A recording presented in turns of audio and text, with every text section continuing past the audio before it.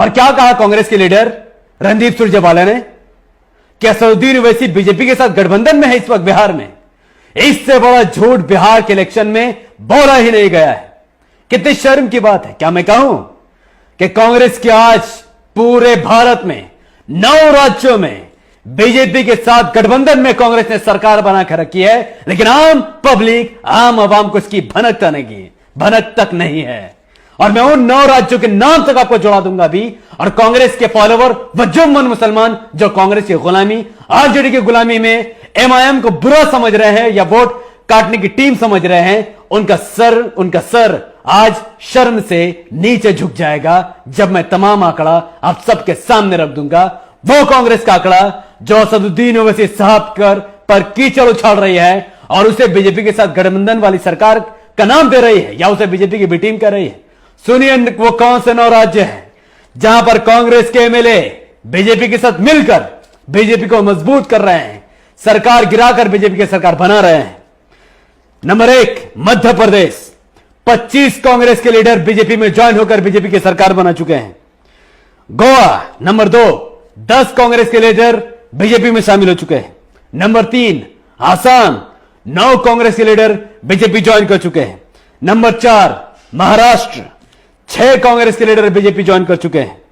Number 5 Gujarat, 5 Congress के leader BJP जा चुके हैं। Number 6 West Bengal, 107 TMC, CPM और कांग्रेस के एमएलए बीजेपी में जाने को एनी हाउ रेडी है और वो कभी भी बीजेपी में जा सकते हैं। नंबर 7 कर्नाटका, 16 कांग्रेस के एमएलए बीजेपी ज्वाइन कर चुके हैं और बीजेपी की सरकार बना चुके हैं। नंबर 8 झारखंड, 9 कांग्रेस के एमएलए बीजेपी में पहले से ही जा चुके हैं। नंबर 9 उत्तराखंड, जहां पर 9 कांग्रेस के एमएलए पब्लिक का वोट लेने के बाद बीजेपी ज्वाइन कर चुके हैं और कांग्रेस को कमजोर और बीजेपी को मजबूत बना चुके हैं। और last but not the list, Bihar के आरजेडी के 5 विधान परिषद एनडीए यानी बीजेपी यानी जेडीयू में ज्वाइन कर आरजेडी को धोखा दे चुके हैं।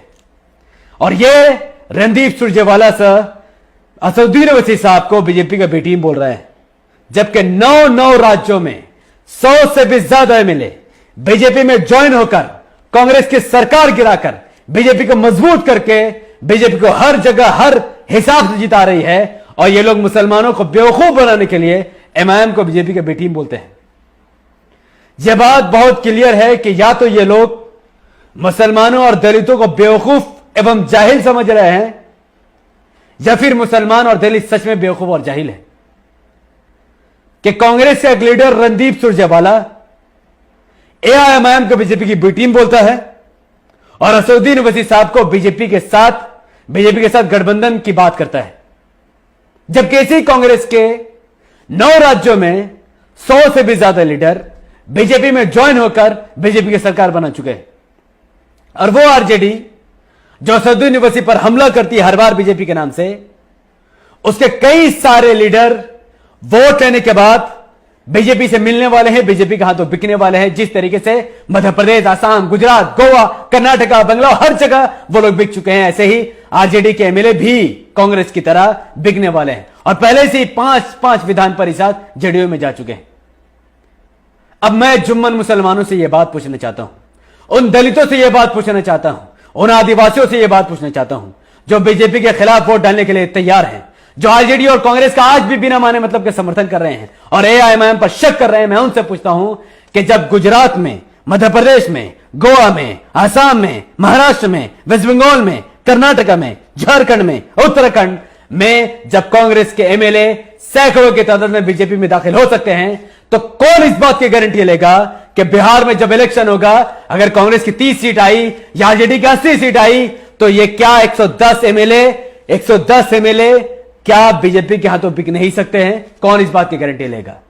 इस बात की 0% गारंटी है कि आरजेडी के एमएलए नहीं बिकेंगे। इस बात की 0% गारंटी है कि कांग्रेस के एमएलए नहीं बिकेंगे। इस बात की 0% गारंटी है कि सीपीएम के एमएलए नहीं बिकेंगे। लेकिन इस बात की 100% गारंटी है कि एआईएमआईएम का एक भी एमएलए बीजेपी या जेडीयू के हाथों नहीं बिकेगा, न वो कांग्रेस के हाथों बिकेगा, न वो आरजेडी के हाथों बिकेगा।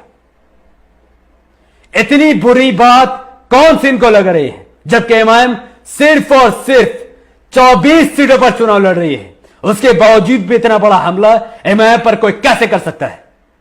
हां, एमआईएम लड़ेगी बिहार में, एमआईएम लड़ेगी जेडीयू से, एमआईएम बीजेपी से लड़ेगी, एमआईएम कांग्रेस से लड़ेगी, एमआईएम आरजेडी से लड़ेगी, एमआईएम सीपीएम से लड़ेगी, एमआईएम हर उस हिंदुत्व की ताकत से लड़ेगी जिसने 70 साल से मुसलमानों, दलितों, आदिवासियों को ठगा है, उनको धोखा दिया है, उनको शिक्षा में पीछे ठेला है, उनको चिकित्सा में पीछे ठेला है, उनको स्कूल, कॉलेज, हॉस्पिटल, रोटी, कपड़ा, मकान से महरूम रखा है, उनको बद से बदतर स्थिति में जीने पर मजबूर कर दिया है। किशनगंज को एकदम हालत उसकी बद से बदतर कर दी गई है, जहां पर किशनगंज का हक छीना गया है। बिहार के लोग प्लान करने पर मजबूर हो गए, वो लोग प्लान करने पर मजबूर हो गए जो लोग मेहनत से बिहार में काम नहीं कर पा रहे थे। बिहार के लोग आसाम में जाते, गुजरात, गोवा, कर्नाटका, बंगलौर, दिल्ली, महाराष्ट्र, कई सारे राज्यों में जाकर बिहार के लोग काम करते हैं। बदले में उन्हें क्या मिलता है? बिहारी के नाम पर गाली मिलता है, बिहारी के नाम पर उन पर लिंचिंग किया जाता है, बिहारी के नाम पर उन पर अत्याचार किया जाता है, उनको पैसे नहीं दिए जाते हैं, उनको बिहारी बोलकर वहां से भगाने की कोशिश की जाती है। शिवसेना के लोग उनके साथ गुंडागर्दी करते हैं, बीजेपी के लोग गुजरात में बिहारियों के साथ गुंडागर्दी करते हैं, कर्नाटक में उनके साथ गुंडागर्दी होता है, वेस्ट बंगाल में उनके साथ गुंडागर्दी होता है। वो बिहार के लोग इतनी जिल्लत की जिंदगी गुजार रहे क्योंकि बिहार की सरकार चाहे 15 साल से जेडीयू हो, चाहे 30 साल से आरजेडी हो या 70 साल से कांग्रेस हो, ये तमाम के तमाम पार्टियों ने हमेशा सत्ता अपने हाथों में रखकर न बिहार में स्कूल खोला, न कॉलेज, न हॉस्पिटल, न इंस्टीट्यूट और न ही फैक्ट्री लगाई, जिसकी वजह से बिहार के मजदूर दूसरे राज्यों में जिल्लत के साथ, अन्याय के साथ, अत्याचार के साथ अपना पेट और अपने परिवार के पेट पालने के लिए गालियां सुनते रहे और हमेशा सुनते रहे। लेकिन अब घबराने की जरूरत नहीं है, क्योंकि एमआईएम बिहार में आ चुके हैं और एमआईएम बिहार में कोई हंसी मजाक या खिलवाड़ के लिए नहीं आई है और नहीं अपनी सरकार बनाकर वाहवाही करने के लिए आई है, बल्कि बिहार में एमआईएम सीमांचल का हक दिलाने के लिए आई है। बिहार में रहने वाले लोगों जो ईमानदारी के साथ काम करते हैं उनको जॉब दिलाने के लिए आई है, रोजी रोजगार के लिए फैक्ट्री खोलने के लिए आई है। स्कूल, कॉलेज, हॉस्पिटल, इंस्टीट्यूट जैसे हैदराबाद में बनाए गए वैसा स्कूल, कॉलेज, हॉस्पिटल वो बिहार में बनाने के लिए आई है।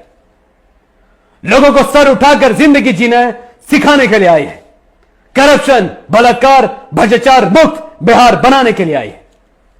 मुसलमानों के लिए एमआईएम नहीं आई है, न ही सिर्फ दलित या आदिवासियों के लिए आई है, बल्कि बिहार को आगे बढ़ाने के लिए आई है। और इस बार एसजेडी, आरएलएसपी, बीएसपी और एमआईएम मिलकर इलेक्शन लड़ेगी, हिंदुत्व की ताकत के खिलाफ लड़ेगी, मुस्लिम, आदिवासी, दलित जिनके साथ अत्याचार हुआ 70 साल से उनके इंसाफ के लिए इलेक्शन लड़ेगी, जीतेगी और सब मिलकर इंशाअल्लाह सरकार बनाएगी। वह वक्त दूर नहीं है जब आज तक मुसलमान गफलत में थे, लेकिन आज मेंबर से चढ़ के भी एमआईएम की बढ़ाई होगी, मस्जिदों से एमआईएम का नारा लगेगा, मंदिरों से बीएसपी के लिए आवाज उठेगी, उपेंद्र कुशवाहा के लिए आवाज उठेगी, मायावती और असदुद्दीन ओवैसी मिलकर मोदी की बैंड बजा देंगे। जहां पर 8वीं पर तेजस्वी यादव मुंह देखता रहेगा, जहां पर बीजेपी की बी टीम कांग्रेस मुंह तकती रह जाएगी और ना किसी मुसलमान का वोट, ना किसी दलित का वोट, ना किसी यादव का वोट, ना ही किसी आदिवासी का vote BJP, Congress, RJD, JDU और एलजेपी में पड़ेगा, बल्कि तमाम के तमाम आरजेडी, तमाम के तमाम यादव, मुसलमान, दलित, आदिवासी का वोट इन तमाम 4 पार्टियों में बटेगा, एमआईएम में, बीएसपी में, एसजेडी में और आरएलएसपी में, ताकि ये लोग बहुमत में आकर सरकार बनाए और बिहार को एक नया चेहरा पेश करे, जहां पर पिछले कई साल से लाखों बिहारी बाहर काम करते थे, बाढ़ की वजह से, रोजगार की वजह से, और आज कुछ सालों बाद ही ये लोग प्लान करना बंद कर देंगे।